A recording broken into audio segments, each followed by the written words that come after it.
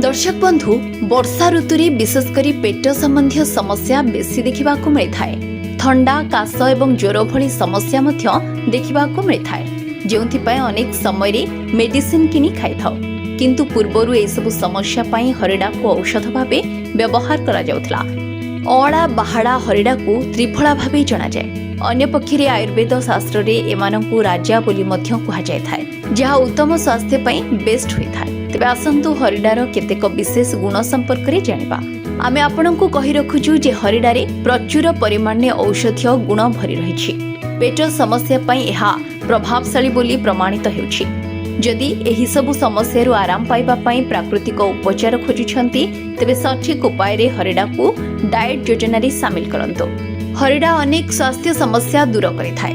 खाद्य हजम और गैस एवं बांति भली समस्या रु तुरंत आराम देइथाए। हरिडा सेवन द्वारा ज्वर, पेट फुलिबा, बांति, एसिडिटी भली कब्ज भली समस्या ठारू मुक्ति मिलिथाए।